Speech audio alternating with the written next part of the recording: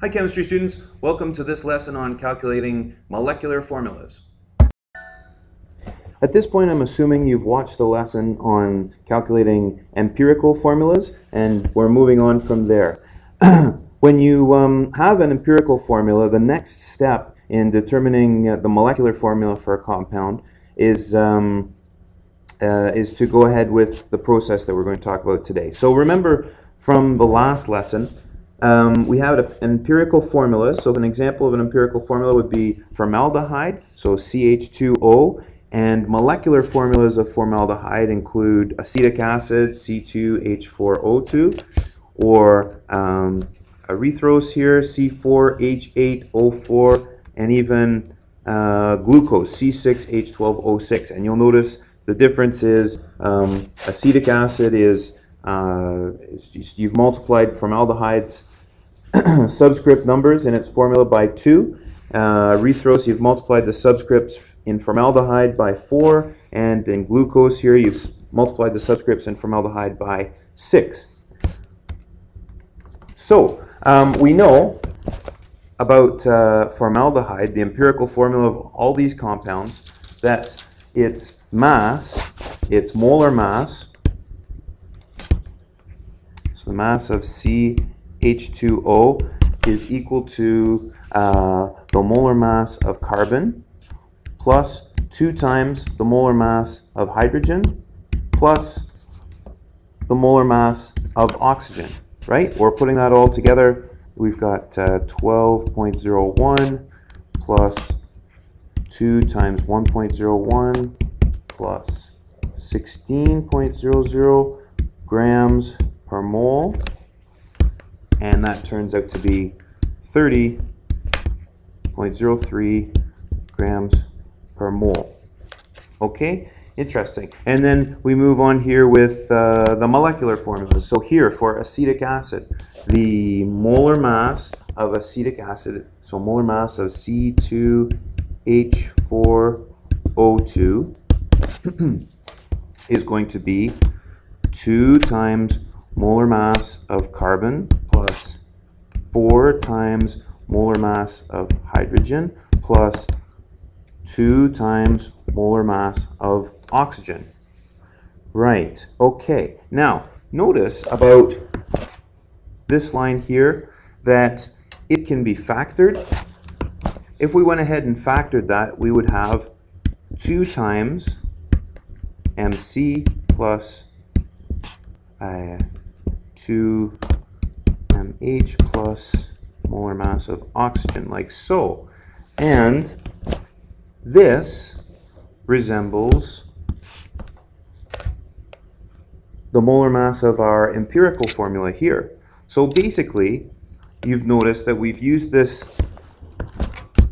number, which we'll refer to as an X term, to just multiply by the molar mass of the empirical formula to get the molar mass of the molecular compound. So following through with this calculation, the mass of C2H4O2, the molar mass, is going to be 2 times 30.03 grams per mole. Okay, so working it out, it's 60.06 grams per mole. Okay, pretty simple way to calculate that. Insert some space here.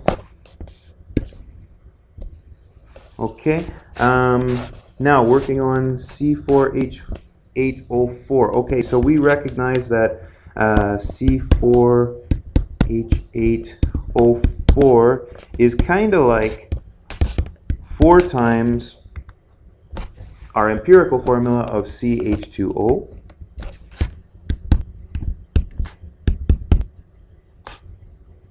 CH2O.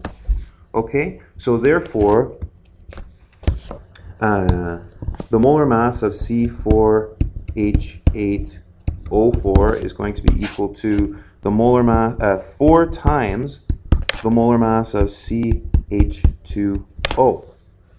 Okay, so that's simply going to be 4 times 30.03 grams per mole. Okay, and that works out to be 120.12 grams per mole. Moving right along, glucose, we're getting to be pros at this now. So the molar mass of C6H12O6 is equal to 6 times the molar mass of CH2O, 6 times 30, and that works out to be 180.18 grams per mole. Okay, so you can see that these molecular compounds have molar masses which are multiples of the empirical formula's molar mass. Okay, knowing that, and equipped with some understanding of chemistry experiments, we know that we can find the molar mass of an unknown compound experimentally using an apparatus like this one here. Basically what this is a mass spectrometer, and the mass spectrometer ionizes some material over here in this area and then accelerates it through a tube until it goes through an electromagnet, and the electromagnet puts a force on each of the ions so that they're deflected. And the degree to which the ions are deflected will give us some information about the molar mass. Okay? So there's some more information on mass spectrometers in the textbook, but I won't go into much detail here. Just know that using a mass spectrometer, we can identify the molar mass of compounds even though we don't know what the compounds are. So, given the molar mass of a compound and given its empirical formula, we should be able to go forward and determine its molecular formula. And we'll start to do that now.